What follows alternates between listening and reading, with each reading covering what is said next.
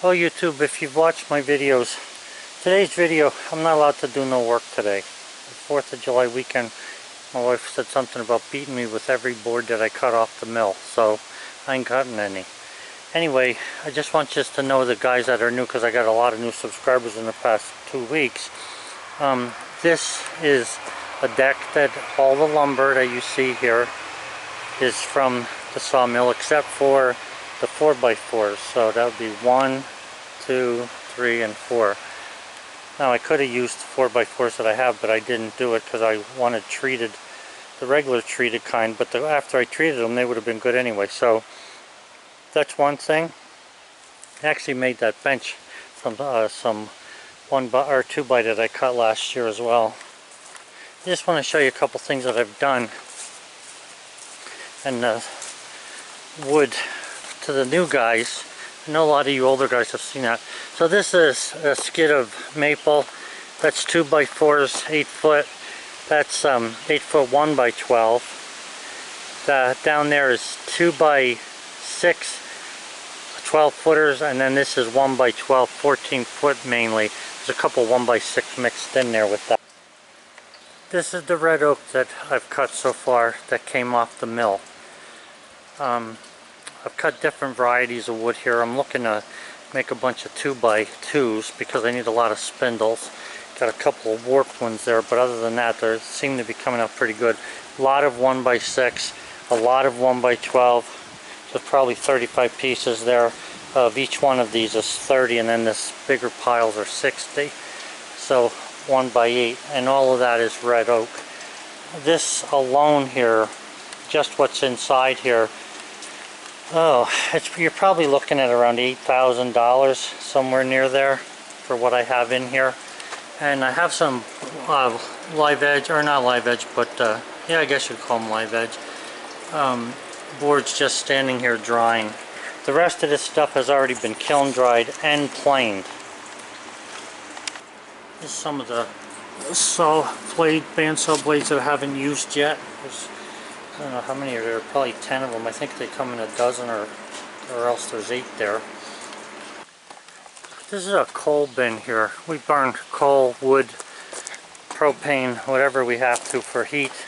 This is a coal bin, and this is the first thing that I've actually made from the sawmill, was this little deck here to set of steps to get up into the coal bin. That's the first thing that came off the mill, or yeah. And for you new guys, I've said this before, I'm going to say it again. The one thing that you cannot stress enough is that if you're going to buy yourself a sawmill, you need to have a kiln of some sort, or somewhere to sticker your wood. So what I did was I cut down some pine trees that were actually sitting right where I'm standing on the property here, some big white pine, and I cut them into boards so that I could build this. All of the boards that are in there came from this property. They're the 1x4 for the doors here, because my doors swing open, and the bottom, you can remove the bottom to get in there, you have to.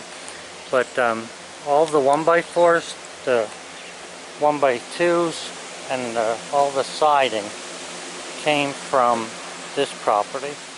So it's just a rough cut. I didn't plane none of this stuff. Stained it, put the boards up there. And last week I just dug this electric line into it. The way I have this set up is, all I have is an outside receptacle, a GFI receptacle, and I have a timer hooked to it. You can see the timer runs from basically, what is that, 7 in the morning till 5:30 at night. So that plugs in.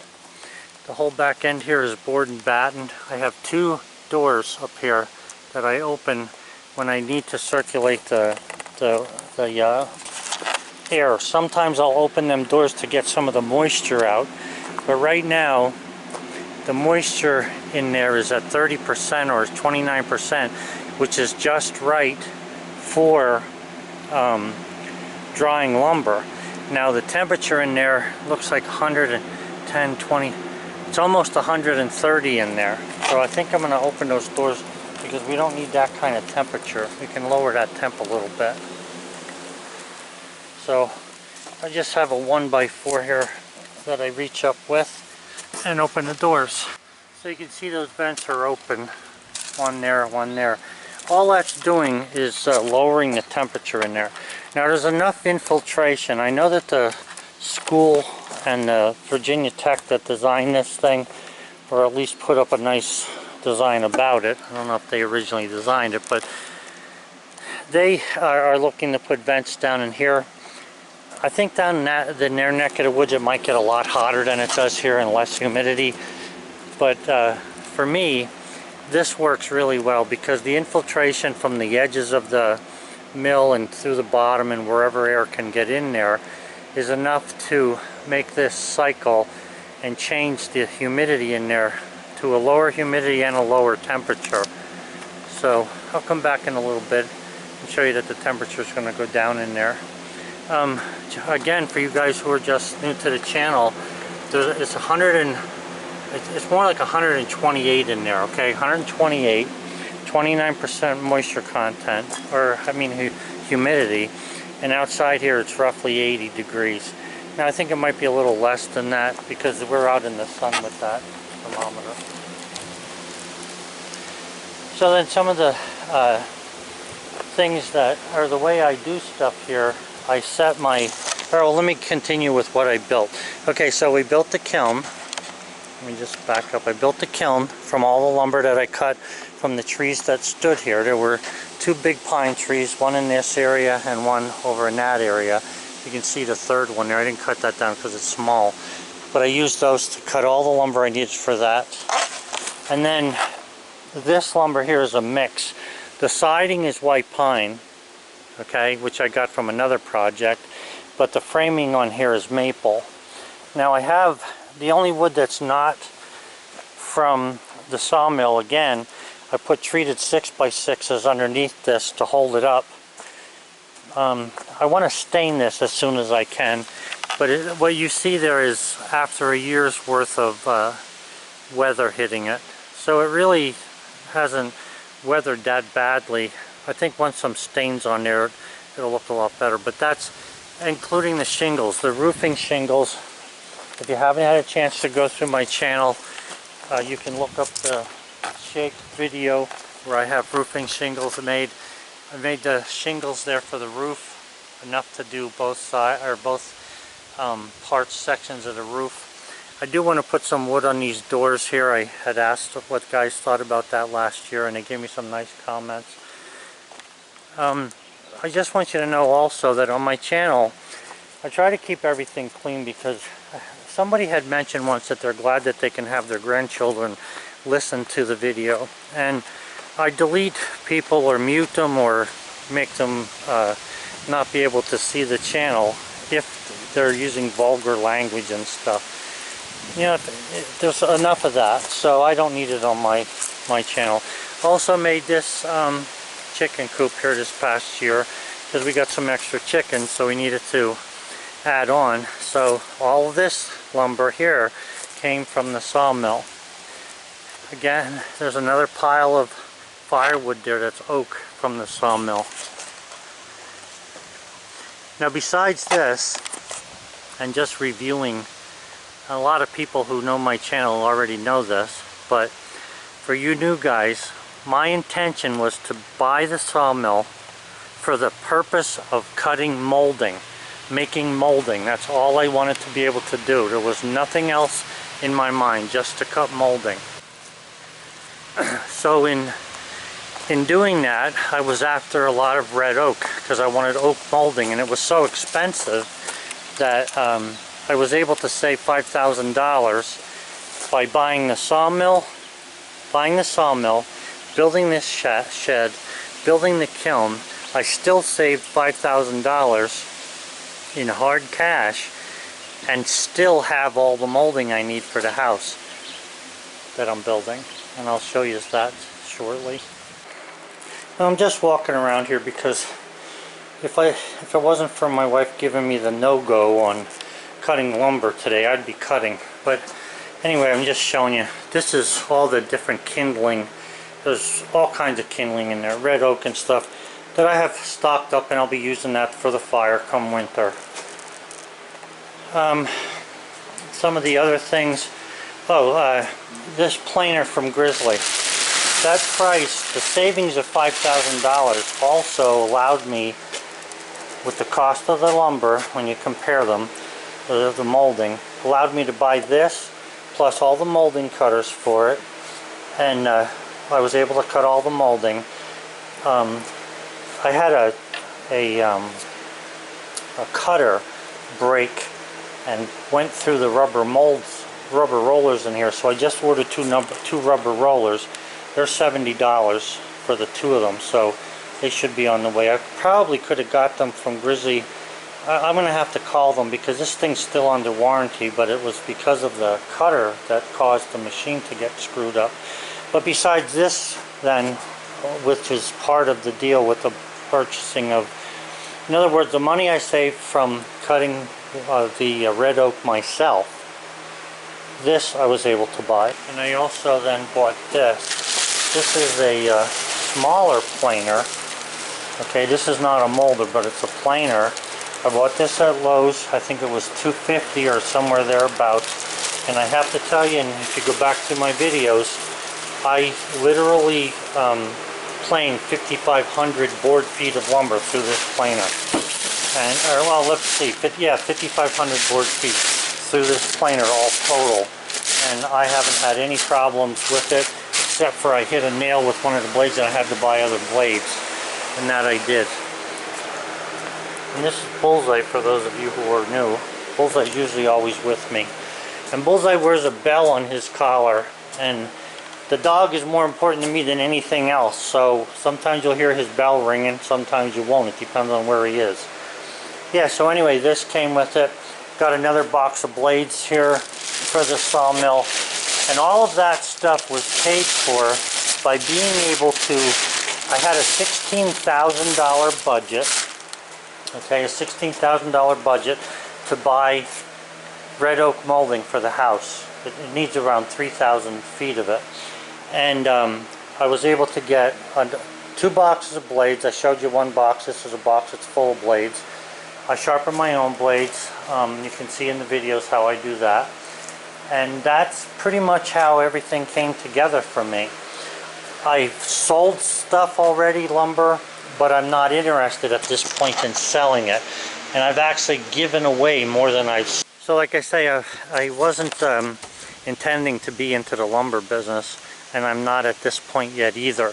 Now I will sell stuff if somebody comes to me and wants something. I will sell different products, but it's not what I want to do at the moment. Right now I'm interested in saving the lumber for myself. I needed a lot of red oak for the house. I'm going to go up and show you the house in a minute. I needed a lot of red oak for my house that I'm building, and this is a second house. This house isn't 10 years old yet, but I'm building another house originally for my son, but apparently it's not going to work out with him. But anyway, so this is where we stand so far. But what I was saying is the $16,000 budget has allowed me to have all this lumber, the red oak that's all in there yet, plus the kiln, plus the planers, 2 planers, plus the sawmill, plus the chicken coop. Now, there's some of my labor, like the labor for the coop, the labor for the kiln. You know, I'm retired, I'm not charging myself for that. But the labor for for cutting the molding, I do keep track of, because that molding has got to bring me that $16,000 back. So I'm adding that to the price of the house, which is only normal. That's what I would do. The only thing is I'm not going to... So then this is the house, again for you new guys, that I was building for one of the kids. But now I'm building it for myself. So I want to show you that. This is actually all red oak and 2-inch boards mainly. That's been sitting in here for a year or so. It's not the best conditions to dry it, because it is dry in here though, and there's been no mold problem at all with this lumber in here. So at this point I don't think there will be either. So this is all the chair rail molding, or a big part of it right here. This is all chair rail. This is casing. If you've seen my recent videos where I've actually been polyurethane this, my grandson and I have been working on it together. This is start of that. I just want to move over so I can get in here. I wanted to keep this stuff from being outside. And then you can see I have a lot of molding in here as well. Plus on here, this is all casing, casing, casing. There's some molding up there. And then I hope that you can see this. There's a lot of, this is base molding in here. That's base molding down there. This is going to be the kitchen area. And then this is all corners that we're using, rosettes for the molding. So yeah, this house, I started building it quite a while ago. And I don't owe anything on this house. I'm building it out of pocket. So there's a lot to do yet in here, especially for an old guy. I did expect to have more help, but hey, you do what you have to do. And that's what I'm gonna do. But there's 4 bedrooms up there. There's 3 bathrooms in the house, and also an office. My son is an engineer, and I thought that he was going to do that type of work here. And this area was going to be an office for him, but it didn't work out. Anyway, so the $16,000 budget was for all of the molding. That's where that budget number comes from. So all that red oak that you see there, if you bought it at Lowe's, would add up to $16,000 or thereabouts. And that is what I had to make to be able to have the sawmill and pay for the sawmill, pay for the planers and all. And you know, it's one of these things where you just can't start something, say you're going to do it and stop in midstream, because it would have been like stealing the money from myself. So I didn't stop. I started the project, cutting the trees down and, you know, making the molding. So that's pretty much where we stand. Now I explain a lot about the money part of this and everything in my videos if you want to just search through them or browse through them. I wish I would have taken the videos and put them in more of a categorized order or playlist or something. I might have to try to do that soon. But I have a lot more molding that I need to polyurethane yet, and we'll be getting to that just as soon as we can. The holidays goofed me up. I hate the holidays anymore because they stop me from working. Although a couple people that are on my channel have told me to take a break. Believe it or not, this is my break. I enjoy doing this stuff so much. So that's it, guys. That's about where we stand as far as this goes. And that's the whole purpose behind the sawmill and what I've been doing and why I do it. The only thing is my biggest problem is I'm becoming addicted to the sawmill. Now it's a matter of, I'm cutting lumber now for furniture for this house. So I'm going to try and make all the furniture that I need for this house. I have the ability, I just don't know if I have the time left. But I'm feeling pretty good, so that's what I'm going to try to do. But anyway, I also need to put handrails up along the length of this and spindles. I was going to turn the spindles, but it's just too much work for me. I just don't have that much time. I'm too busy. So anyway, have a good one, guys. I hope that you enjoyed this little tour of what I've been doing with and what possessed me to get the Wood Miser. And I just want to add one more thing to that. I am so glad that I chose the Wood Miser. I'm not saying that any other mill is not good or good. I'm saying that the Wood Miser has proven itself to be, to me, everything that I needed it to be. And everybody that knows my channel knows I really like my sawmill. So, okay guys, have a good one.